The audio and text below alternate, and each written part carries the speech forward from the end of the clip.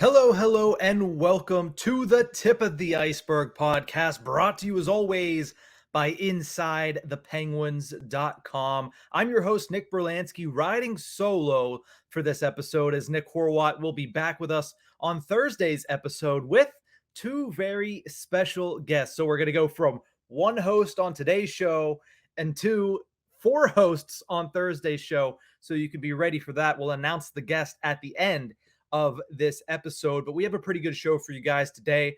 Obviously, our 90s team results of our 90s snake draft from our last episode have not been announced yet because Horwat's not here. We're going to wait until Horwat comes on for Thursday's episode. So if you have yet to, head over to any of our social handles at Ice-Burgh Podcast and cast your vote. Is it Team Igloo, who's currently in the lead, which is my team, or is it Team RoboPen? Again, go cast your vote at Ice-Burgh Podcast. You could go to at Inside Penguins as well, as it is retweeted on that page. But we have a really good episode for you guys today. We're going to talk a little bit about Jake Guentzel. We're going to talk a little bit about the World Juniors as they're getting ready to kick off tomorrow. And then, of course, we have our weekly Pens poll, which features around the two birthday boys, the one from last week, Evgeny Malkin turning 36, and the one from yesterday, 87. How can you forget it? Captain Sidney Crosby turned 35 years old yesterday. That's what we get to talk about in the middle of the summer, because that is when all of the great birthdays are for the current iteration of the Pittsburgh Penguins. But speaking of great Pittsburgh Penguins, let's start off talking about Jake Guentzel. When you look at Jake Guentzel, clearly he is the best winger on the Pittsburgh Penguins and is the best winger for the Pittsburgh Penguins probably in the Sidney Crosby era. I would argue that is a pretty easy case there. I mean, yes, you had guys like Jarome Iginla, who's a Hall of Famer. You had a guy like Marian Hossa, who's a Hall of Famer. Chris Kunitz was very good for a very long time alongside Sidney Crosby. James Neal was really good with Evgeny Malkin. But if you look at a Penguin and their career with the Penguins alone, Jake Guentzel has to be up there, if not the best winger in the Sidney Crosby era from 2005 to now, and hopefully for the next 6 years of the Sidney Crosby era. But Guentzel, came onto the scene really, really well. 2 goals in his first game. Amazing first playoff appearance to go win the Stanley Cup in 2017. And now you look at it up until last season where he had 84 points in, let me scroll down here and see, 76 games, which tied for the lead for the Pittsburgh Penguins. So you talk about an entire era where it is Sidney Crosby leading in these categories, Evgeny Malkin leading in these categories, and now you have Jake Guentzel, who in 2 different years has led the Penguins in goal scoring with 40 goals, and now has led the team in points for a season last year where he scored 84 points, tied with Crosby, but you still have to give it to him. So that begs the question, where does Jake Guentzel rank currently among left wingers in all of hockey? Because centers is where a lot of the Hart Trophy, Art Ross Trophy winners are currently playing. I mean, your Austin Matthews, your Leon Draisaitl's, your Connor McDavid's. But if you look at the left wing position, there's honestly a lot fewer, I think, than in any other position where you have people that are just stacked. Obviously, there's plenty of good players, plenty of good left wingers, but I would say that there is no doubt in my mind that Jake Guentzel is a top 10 left winger in the National Hockey League. I think that is something that if you ask most people, they would agree with. The question then becomes, how high up in that top 10 would I put Jake Guentzel? And I'd like to pose this question to Horwat when he comes back, and we will have to, maybe not get into it as a full segment. But when I look at Jake Guentzel, his ability with the puck, his hockey IQ, the chemistry that he has with both star centers. It's not just with Sidney Crosby. We've seen on multiple occasions that he plays extremely well with Evgeny Malkin in the middle too. So the fact that he's able to play with different centers, he drives play, which is what I think distincts him from Chris Kunitz, is that Kunitz was a little bit more of a passenger with Sidney Crosby on his line. When you look at Guentzel, he drives play a lot more than Chris Kunitz used to do. Not to say that Kunitz was a bad player, but the way that Jake Guentzel is able to create opportunities, not just for himself, but for other line mates. I mean, you look at the way that Guentzel, Crosby, and Raquel played at the end of last season. They were all driving play extremely well. And even with Rust on that right side, they all drive play extremely well. But for the first time in Sidney Crosby's career, he has a winger and has had a winger for the past 3, 4, almost 5 seasons now that can drive play and can create opportunities for him, not just for Sidney Crosby to be the sole contributor and the sole creator of opportunities in the offensive zone. So the fact that Guentzel can put all of that together, the fact that he is now a 2-time 40 goal scorer, he is a 2-time NHL All-Star, and he scored over a point a game in a full season last year. We've seen him go over a point a game when he got injured in 2019-20. Yeah, I think he had 40 some points in 40 games or something like that. He had over a point a game in the year prior to last season. And then last year, though, when he comes out and he does that, and weirdly enough, I feel like his performance last season gets overlooked a lot because he had 84 points in 76 games. He did score 40 goals, but you don't really see people talking about it. He might not be the flashiest player, but he goes out and he produces massive numbers, which is odd because obviously he's not going out there stick handling around everybody, deking everybody. He's kind of molded into a net front presence. The one thing that Jake Guentzel has always been able to do for a really good opportunity and finish. But what he's had to do since the trading of Patrick Hornqvist a couple off seasons ago, he's had to become that net front presence primarily on the Pittsburgh Penguins top power play unit. And while, yes, last year was the first year that we actually saw him able to kind of get used to that role. He scored 15 goals on the man advantage last year. Him being able to stand his ground, find those soft spots better like he was able to do earlier in his career, and capitalize on those opportunities down in front. We're starting to see him mold into a complete player. We're starting to see him reach the peak of his abilities. He's heading into his year 27 season, which for a lot of players, especially in the new NHL, even though they're starting a lot younger, we have a lot more 18-year-olds breaking into the National Hockey League. You're starting to see that 27 to 30 is usually the prime of these players' careers nowadays. Jake Guentzel's heading into his year 27 season. I think he is extremely, extremely talented. And I think that where he's at currently in his career, matched with where other players in the left wing position are currently at in their careers, I have him ranked. This is a very long lead up. I have him ranked at number 6. I think he is right battling for the 6th spot right now with Alex DeBrincat in my mind. Newly acquired by the Ottawa Senators, DeBrincat was another player that was very underrated last season considering what he was able to go out and do. He did it, though, on a Chicago Blackhawks team with Patrick Kane, with Jonathan Toews, that won no hockey games. So not very many people paid attention to him last year. It's weird with Guentzel because it's a similar situation where he's around the same age, a little bit older, but he goes out and he puts up these massive points, but isn't really talked about all that much, especially in the national media. You know, Pittsburgh media will cover him until they're blue in the face. Sometimes less so, obviously, than Crosby and Malkin and Letang and all of that information. But Jake Guentzel is just always seemingly there, and he's always seemingly putting up points. So I have him currently at 6th among left wings. The left wingers that I have ahead of him, in no particular order, because I'm not going to get into that. Kirill Kaprizov of the Minnesota Wild, Alex Ovechkin of the Washington Capitals, newly acquired Calgary Flame Jonathan Huberdeau, former Calgary Flame Johnny Gaudreau, and New York Ranger Artemi Panarin. That's the top 5 for me. In no particular order. I would think present day I'd still have Ovi at number 1. I'll give you that much. So Ovi, Kaprizov, Huberdeau, Gaudreau, and Panarin. And it's funny, too, because if you look at Guentzel, and I'm saying he's underrated in national media, if you look at him and you look at the other names on this list, clearly Ovechkin is not. Clearly Kaprizov is not. Huberdeau, Gaudreau, and even Panarin to a certain extent, they're all in the similar boat right there. They're all kind of underrated based on what they are able to go out and do.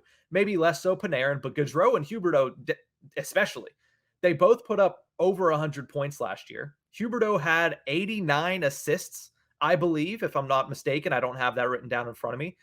They're all kind of underrated players. So it's interesting to me that Guentzel kind of falls in the line with that. and I have him ranked at number 6. And now I just mentioned that, Huberdeau, Gaudreau, 100-point seasons. Alex Ovechkin obviously was Alex Ovechkin, putting up copious amounts of goals. But that begs the question, can Jake Guentzel put together a 100-point season? This season is his best opportunity to do so. This season and next season, when he's 27 and 28, and Sidney Crosby is 35 and 36. Because we all expect Sidney Crosby to be his center, and obviously the best chance for Guentzel to get 100 points is if Sidney Crosby scores 100 points, which coincidentally is the last player to do so in a Pittsburgh Penguins uniform. Crosby scored 100 on the dot back in the 2018-19 season, and no Pittsburgh Penguin has scored 100 since. 2 shortened seasons kind of make it a little bit more difficult. But if you look at Jake Guentzel, last season, 84 points, 76 games played, clearly and easily the most points that he has ever scored in a season. He's been over a point a game the past 3 seasons, totaling 184 points and 171 games played. And like I mentioned and talked about earlier in this segment, he's starting to come into his own. He's starting to become that fully rounded, fully formed player that we all expected him to be. Obviously, he had to work on it going into last season, that net front presence, that ability to stand his ground with bigger defensemen barreling down on him to try to remain in front of the net and score those garbage goals. He did it last year, which got him to 40 goals. Playing with Sidney Crosby, who also scored 84 points. Like I said, this season and next season are his best chance because that is Sidney Crosby at the height of what is remaining of his powers. We don't know how long Sidney Crosby is going to be able to be a point per game player. He's been that for 18 seasons now. But you have to imagine that it's not going to slow down next year, and it probably won't slow down the year after that. With Guentzel as his primary winger, and Guentzel also, like I said, able to drive play, I could see Jake Guentzel potentially being a 100-point player this year or next year. But if he doesn't do it in those 2 years, I have to say I don't think he's ever going to do it. Because while I think he has what it takes, he has the skill set, he's in the current situation, that's a good situation for him to do it, I don't think he's a guy that can get there on his own. I don't think he's a guy that can get there with a less than elite center in between or right next to him. Not to say that he's relying on Crosby, because I know a lot of people have said that in the past, and I think that is blatantly wrong. But I think in order to do something like that, a 100-point season, he does need to play a full year with Sidney Crosby. You look at last year, we said 76 games played. Jake Guentzel was dealing with COVID at the outset of the season. Sidney Crosby was dealing with a wrist injury. Crosby came back, played 1 game or 2 games, was out with COVID, and then took a little bit to get his feet underneath him. If Crosby and Guentzel can hit the ground running and play a full 82 games or something of that sort, then they'll both have 100-point seasons. And I know that's lofty expectations. I know that's hopeful thinking. I know that's, hey, it's August. You haven't watched real hockey in a while. We'll get to watch real hockey tomorrow in the World Juniors, which I'll preview here coming up in the next segment. But I do think, especially with the way the league is now, where there's starting to become more and more scoring than ever, there were 8 players last season that passed that 100-point mark. There were 4 others that were over the point mark of 95, including a defenseman in Roman Josi. So if there's ever a time for a guy who's going into his age 27 season, who's coming off of his best season yet, who's playing with one of the greatest centers of all time at the height of his power still, if there was ever a time for Jake Guentzel, it's this year or next year. It's the same thing I've been saying about the Pittsburgh Penguins winning another Stanley Cup in the Sidney Crosby era. It is the next best chance, or the best chance is your next chance. That's what I've been saying. And the same holds true for this conversation. The best chance for Jake Guentzel to score 100 points is his next chance. And that'll hold true next season as well. If he doesn't get it this year, his best chance will be the next chance. And then after that, I don't necessarily think he'll ever hit it if he doesn't in the next 2 years. And that's all obviously, caveat. He needs to remain healthy, stuff like that. But I think one of the main reasons is I do expect Sidney Crosby to be healthier this year, at least knock on wood. I'm hoping that happens because everybody wants to watch a full season of Sidney Crosby. In particularly, Jake Guentzel wants to see that. And secondly, I mentioned his work on the power play last year, how he started to become a little bit more comfortable in that net front presence area, making himself find the soft spots, living between trees basically in the NHL when it comes to the top power or penalty kill unit on opposing defenses. He scored 15 goals on the power play last year on the 19th ranked power play in the National Hockey League. I know that's one of the big things, and we've talked about it on this podcast. The Penguins need to fix their power play. They do. I think that they're going to be better this year than they were last season. Part of that is Crosby and Malkin aren't coming off of surgeries to start the season. Chris Letang is locked up, but he's coming off of one of his best seasons ever. Jake Guentzel and Brian Rust and Rickard Rakell all heading into their primes. Rakell being on the latter half, and so is Brian Rust. But Jake Guentzel certainly heading into the beginning of his prime. I think their power play figures it out a little bit better next season. So I think that at 15 goals on the power play, you can probably shoe him in for closer to 20, maybe even 22 to 23, maybe 25 at most. But if he does that, he's going to be knocking on 50's door. I'm not somebody that's going to come out here and champion the fact that Jake Guentzel is going to be a 50 goal scorer, because that's a very hard number to reach. I know we just watched Auston Matthews go off last season. I know we also watched Chris Kreider go off last season, especially on the power play. I can see a similar season for Guentzel that we saw for Chris Kreider of the New York Rangers last year, where he scores almost maybe even 50 goals, but a lot of that work is done on the Pittsburgh Penguins power play, which would be good for the power play, which would be good for the team, and which would be good for Jake Guentzel. So to close this entire conversation up, this deep 17-minute conversation on Jake Guentzel that I appreciate everybody listening to me drown on about my appreciation for the 6th best left winger in the National Hockey League. Do I think he scores 100 points in a season? Yes, I think he does. But if he doesn't get it done in the next 2 seasons, then I don't think he ever will. We're going to take a quick break here. When we return, let's preview the World Juniors, because usually August, there's no hockey. We're getting a treat with the 2022 World Junior Championships starting tomorrow. We'll preview that after the break.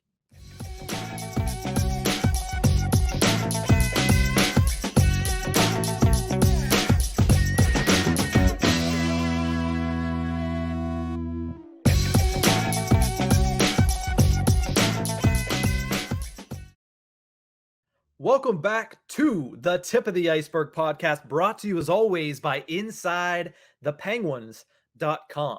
We talked a lot about Jake Guentzel in the first segment there, and obviously I just felt like he wasn't getting his due at all. It's been a quiet offseason for Jake Guentzel. If you checked out the Pittsburgh Penguins social media over the weekend, he's just chilling up at the lake in Minnesota at his lake house. So it's been a nice quiet offseason for Jake Guentzel, especially considering how loud the offseason has been for the Pittsburgh Penguins. I expect that once the season kicks in, it's going to be a loud year for Jake Guentzel. But let's talk about the World Juniors, because the 2022 World Junior Championships will drop the puck tomorrow on August 9th of 2022. It is obviously the makeup for the one that was supposed to occur earlier this year in late December, early January, but COVID had other plans. Therefore, we get competitive international hockey in August. The last time that we got this on an international stage was the World Cup of Hockey in 2016, and we all really enjoyed that. At least the last one that I can remember.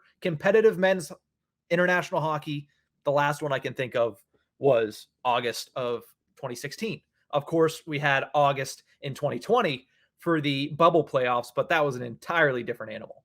So looking at this from a Penguins standpoint, if you missed my article that I put out on InsideThePenguins.com on Friday, the Penguins have one prospect that will be representing them at the World Junior Championships. And his name is not Joel Blomqvist, who was initially supposed to be one of the goaltenders for Team Finland. He was on the team in January, but due to wanting to strive for his NHL career, putting that as his top priority, Team Finland has decided not to invite him back for the World Juniors at this juncture for August. So the only Penguins prospect is 20-year-old winger Ravis Ansons. He will be playing for Team Latvia, who as of right now is the team that has the worst odds to win it all.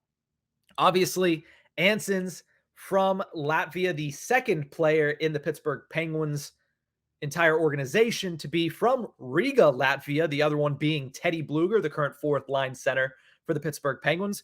But when you look at Ansons, he did participate in June's prospect development program and development leader, Tom Kostopoulos, came out and he said, I'm very excited about Ravis. I think he does all the right things. He's somebody that doesn't really get talked about a lot because he does mostly the small things, but he does them all correctly and he does them all well, which is boding well for a guy that, honestly, at the age of 20, if you do that and you come up and you can bring a little bit of offensive flair, especially in the AHL, maybe turns into a good depth piece, maybe turns into a great fourth liner for the Penguins a couple years down the road, maybe even a third liner for the Penguins a couple years down the road if he finds a little bit more of a scoring touch. But he is a big depth piece for Team Latvia. He is gritty. Tom Kostopoulos mentioned this guy goes out there. How many 20-year-olds do you know that goes out there and just blocks shots the way that Ravis does? So he's a guy that is going to be great in all aspects of the game: power play, penalty kill, even strength. And he's somebody that, if you're trying to get into World Juniors, if you're somebody that usually doesn't watch them and wants to see a Penguin standpoint, check out Team Latvia. You have Ravis Anssons, the lone Penguins prospect, at the World Junior Championships this fall. One other extra stat about Ravis Anssons, other than the fact that he was drafted in the 5th round of the 2020 draft by the Penguins, he won the Memorial Cup this past year, which is obviously, if you're not aware of it, a huge deal for juniors in Canada. Won it with the St. John's Sea Dogs this season and was a pretty integral piece to that team that, if I'm not mistaken, also had Mason McTavish, who's going to be somebody that is going to be highlighted over the next 2 weeks at World Juniors, definitely as one of the best players in the tournament for Team Canada. So when you look at it, I'm very excited to see what Anssons is able to do in this tournament. This is a very, very big stage for him and for Team Latvia. Obviously, Teddy Bluger is going to be rooting for him as well, but we'll have to see what him and Team Latvia are able to do. Like I said, they have the worst odds to win it all. I'll talk about my projection and my pick of who's going to win World Juniors, but it doesn't seem to be Team Latvia, but it'll be nice to watch a little bit of a Penguins prospect in Ravis Anssons. So like I mentioned, the tournament starts tomorrow. Team Czechia versus Team Slovakia kick things off at 2 p.m. Eastern. Now, the tournament is taking place in Edmonton, Alberta. So if you look on the website for the IIHF, it's going to have 12, and then in parentheses, it's going to have 1400. And that's the Eastern Standard Time for most of us listening for Pittsburgh and the entire East Coast. So at 2 p.m. Eastern, the tournament starts with Team Czechia versus Team Slovakia. It's going to be an interesting one, definitely.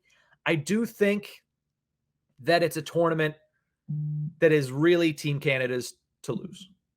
Unfortunately, I'd like to back the United States. I would. But if you look at the odds that I'll pull up right now on the video version, if you aren't watching the video version, you can by visiting Inside Penguins on YouTube. And please download, subscribe, all of that fun stuff. But if you look at the odds right now, Canada is the favorite. USA is a little bit behind. And then there's kind of a block from 2 to 4. USA, Finland, and Sweden are all from 2 to 4. And then it drops off with the Czech Republic, Slovakia, Germany, all of that down to Latvia, as I mentioned, who has the worst odds at plus 50,000. I should say they're tied for the worst odds with Team Austria. But it really is Canada's year to lose. Normally, I'd like to back the United States. A couple years ago, the United States team was phenomenal. Matty Beniers of the Seattle Kraken. You had Cole Caulfield. You had Arthur Kaliev. You had Alex Turcotte. That team was phenomenal. You look at this year's Team USA, they're not bad. There's a reason they are number 2 on the list of odds at plus 375. You get to watch Logan Cooley, the number 3 overall draft pick in this year's draft, drafted to the Coyotes. Thomas Bordeleau is another player I'm going to be intrigued to watch for Team USA. He's the Sharks prospect. But then you go on to the other side of things, and you look at Team Canada. And they are stacked, like completely and utterly stacked. Obviously, Sebastian Cossa, probably the best goaltender in the entire tournament. So that's already a leg up. And then you look at some of the forwards that they're able to have. Mason McTavish, I already mentioned, he's a Ducks prospect, Kent Johnson of the Blue Jackets was a first rounder last year. He's going to be extremely entertaining to watch. And of course, probably the best player to perform in this entire tournament is going to be the prospective number 1 overall pick next year in Connor Bedard. He's expected to be probably the best top pick.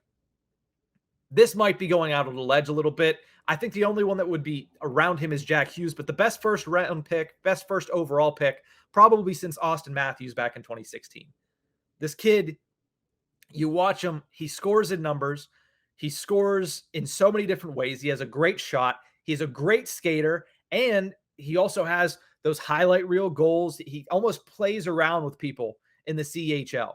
So he's clearly going to be the number one overall pick next year. I think the only person close to him is Matvei Michkov, who just suffered an awful leg injury over the weekend. If you didn't see it, you can visit my Twitter at Nick_Brlansky. I retweeted it.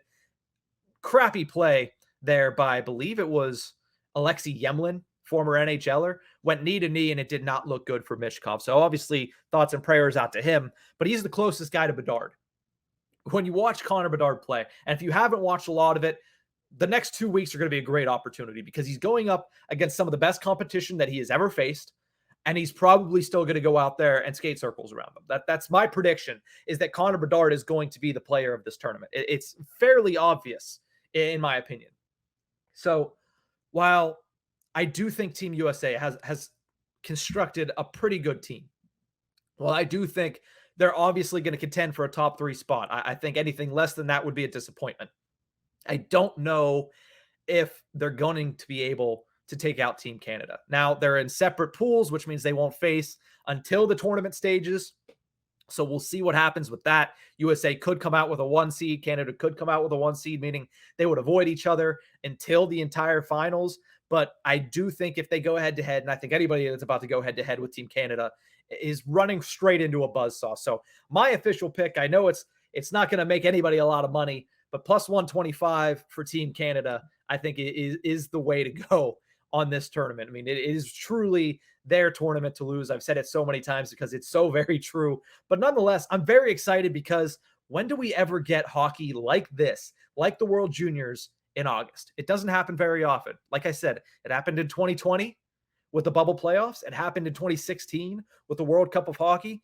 We never get to watch these types of tournaments in August, and I'm very excited that we do this year, especially because it's been a while since that last game between the Lightning and the Colorado Avalanche. And as of right now, it is 66 days until the Pittsburgh Penguins take on the Arizona Coyotes to kick off the 2022-23 season.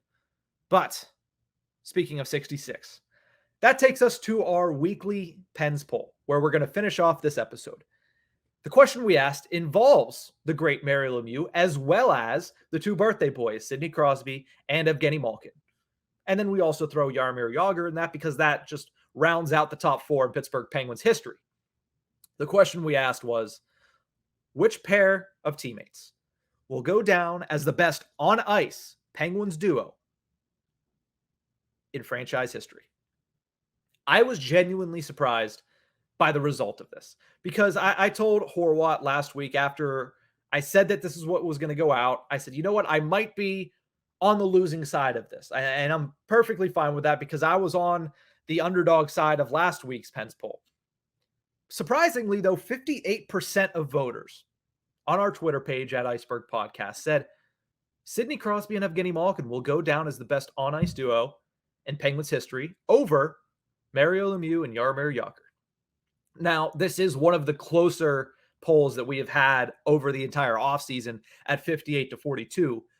But I was genuinely surprised that people went with Crosby and Malkin, that many people went with Crosby and Malkin. I didn't think that they weren't going to get any votes, but I'm genuinely surprised that they were able to come out and pull out the victory in this poll. And I agree with it because when I look at this, Lemieux and Jagr walked, so Crosby and Malkin could run. But the big part about that is that Crosby and Malkin actually ran. They took the baton and they did what they were supposed to do. 3 Stanley Cups. Crosby has copious amounts of awards. Malkin has copious amounts of awards. Haven't missed a playoffs in 16 years. 16 of 17 of Crosby's seasons. All of them with Malkin. They've always been in the playoffs. So Lemieux and Jagr walked, so Crosby and Malkin could run. I understand that the framework without Lemieux off the ice would not have been set for Crosby and Malkin to do what they're doing on the ice in the city of Pittsburgh. Might have done it in Kansas City, but they weren't going to do it in the city of Pittsburgh if it wasn't for Mario Lemieux and, to an extent, Jaromir Jagr as well. And if you go back, revisionist history, what happens if the Penguins aren't horribly run through the 90s and end up having to sell off Jaromir Jagr? What happens if they can hold on to Jagr for his entire career, which looking back now seems like an almost ridiculous thing considering how many teams and how many places he's played at, and he's still playing at in the Czech Republic. But if they were able to hold on to that, maybe this is a different question. But if you look into it, they only played 7 seasons together. It's kind of crazy to think that two of the best players in franchise history that we always say, hey, the duos are Crosby, Malkin, Lemieux, Jagr. Lemieux and Jagr only played 7 years together. 2 Stanley Cups, both very early, obviously, in Jagr's career. Jaromir Jagr went out, won 5 Art Ross trophies, 1 Hart Trophy, and 2 Lester B. Pearson Awards. Mario Lemieux won a Calder, 6 Art Ross trophies, 3 Hart Trophies, 4 Lester B. Pearson Awards, 2 Conn Smythes, and was overall the best player on this list. And that's the thing.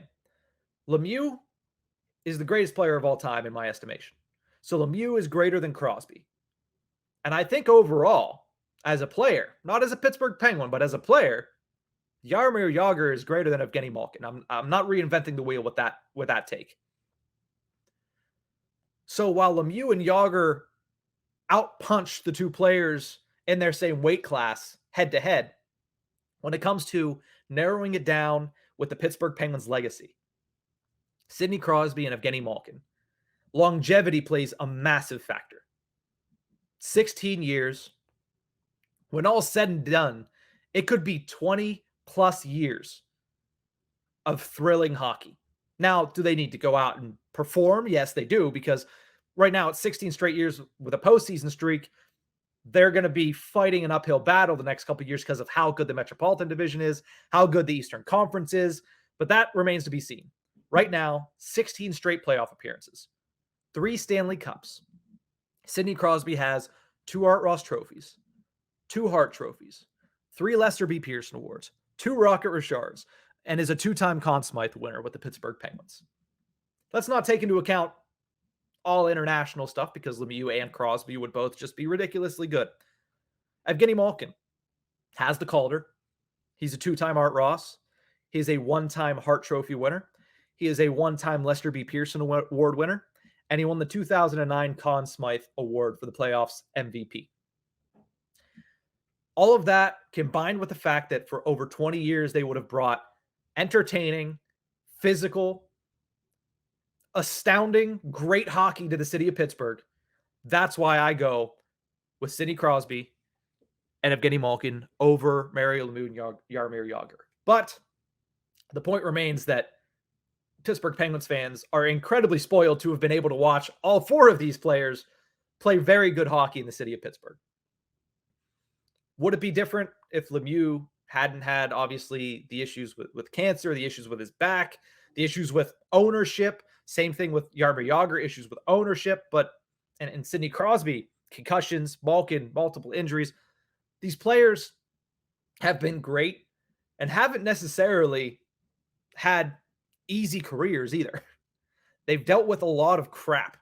So the fact that all of them have persevered, all of them have been great on the ice and off the ice.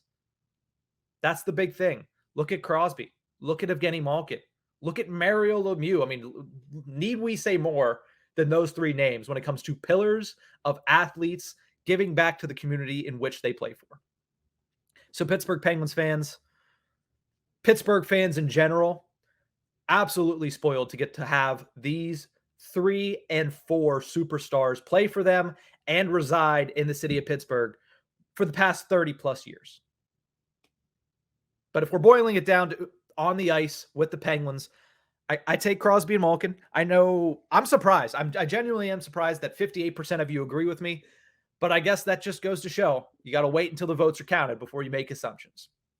But that's going to do it for this episode of the Tip of the Ice-Burgh podcast. Horlat will be back on Thursday's episode with me to talk to Smitty and Tyler Weeks of Around the 412.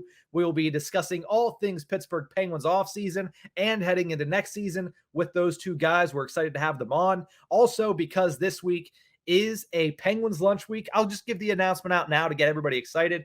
Wednesday, 1 p.m. on Inside Penguins on YouTube. It's me. It's Josh Guentzel, the radio voice of the Pittsburgh Penguins, on Penguins Lunch, talking all things summer of hockey, Pittsburgh Penguins. And I'm going to ask him, where did you come up with it's a 2-point party on Fifth Avenue? It seems pretty obvious, but we'll have to double check it and hear the story in full from Josh on Wednesday. But that's going to do it from this episode of the Tip of the Ice-Burgh podcast. Thank you so much for tuning in. Please make sure you rate, review, download, subscribe on whatever platform you're watching or listening on. We appreciate all the support as this offseason rolls on. We're 66 days away from game number 1, Penguins and Coyotes at PPG Paints Arena. We'll see you guys on Thursday. Have a great week, Penguins fans.